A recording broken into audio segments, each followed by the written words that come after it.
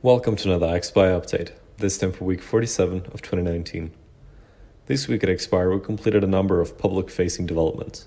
Our new website design of aXpire.com went live, combining our old enterprise website with the consumer website focused on blockchain and the aXpire token. Would love for you all to take a thorough look at the site, giving us any feedback or even ideas that you might have. In the coming weeks, you'll see new designs for Resolver and Bilr's website as well. In addition to this, we completed the animated introduction video for Bilr, releasing it to our YouTube and across our different social channels. This video will be used in marketing for Bilr, for example at the Legal Tech 2020 conference this February. We've also begun the process of creating animated videos for the aXpire project as a whole, as well as for the Paybox application. Stay tuned for these, and if you're a Prime member, then you'll get a sneak peek of both the websites and the videos before anyone else. That's all for the project side of this week's update. Next, we have This Week in Crypto, bringing a collection of news and happenings from this past week to your attention, as well as giving you our brief opinion on them. In the first news of this week's update, Fidelity, a massive multinational financial services company based in the US, received approval from the New York State Department of Financial Services to operate a cryptocurrency custody platform. This approval is similar to the one received by Bakkt, as we talked about last week, and will allow Fidelity to offer a platform for buying, selling, and storing crypto as a limited liability trust company. The core difference between both companies' approval is that Bakkt's charter from the NYDFS was specific to institutional investors, whereas Fidelity has approval for institutional investors and individuals. Michael O'Reilly, COO for Fidelity Digital Assets, said the following about the development, quote, "The custody and trade execution services that we provide are essential building blocks for institutional investors' continued adoption of digital assets. The designation as New York Trust Company under the supervision and examination of the DFS builds on the credibility and trust we're establishing amongst institutions and other market participants. We will continue to play a leading role in supporting the maturation of the entire ecosystem as we expand our business and the clients we serve." We believe this news to be great. More serious business actors entering the space and offering services related to cryptocurrencies, especially for individuals, is pivotal to the continued growth of crypto. Next, we have news from PayPal. In a recent interview with Fortune, Dan Schulman, PayPal CEO, was asked about the reasoning for the company dropping out of the Libra Association. Schulman explained that PayPal pulled out of Libra due to an internal refocus, deciding to put their resources elsewhere.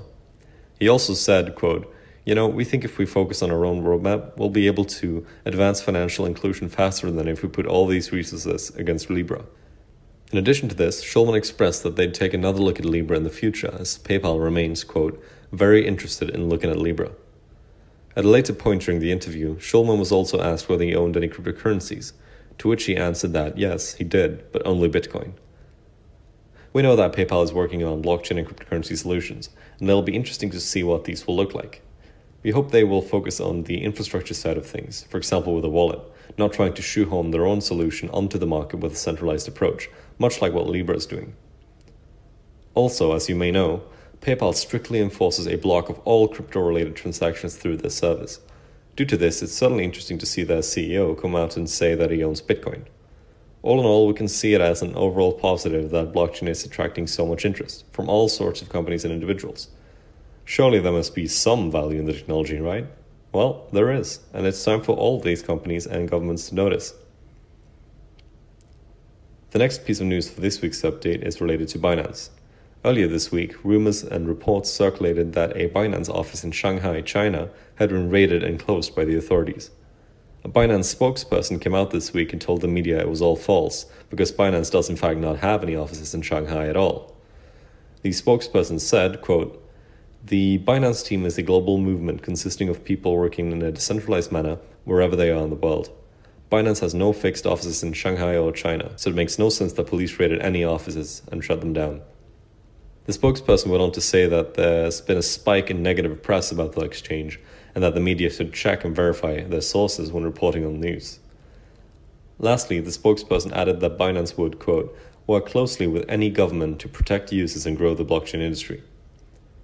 We think this is another case of the media getting something terribly wrong, trusting incorrect sources and building a news report out of nothing. It's unfortunate that things like this happens within crypto, given the 24/7 nature of things, meaning that markets can be affected by negative and downright false news, hurting the individuals involved. And the last piece of news for this week's update, the European Commission, or EU, and the European Investment Fund, EIF, announced through a recent blog post that they're launching a €400 million investment fund into artificial intelligence and blockchain in Europe. The initiative will focus on development and growth of projects beyond the research and POC, or proof of concept stage, reasoning that decision by the fact that most pre-existing investment into these categories in Europe at the moment is focused on research. The blog post by the EIF states, quote, "With the European Commission, we're launching a dedicated investment scheme that will make €100 million available to venture capital funds or other investors that support AI and blockchain-based products and services. Because these are cornerstone investments, we expect a total of €300 million to be generated for AI and blockchain from other private investors crowding in." This investment scheme is very positive for the blockchain space, and especially for Europe, providing further opportunities for European founders and startups to receive funding without having to reach out to US-based investors. All in all, this will grow the blockchain space further, but more specifically, it will allow the EU to retain some of the innovation going on under the noses.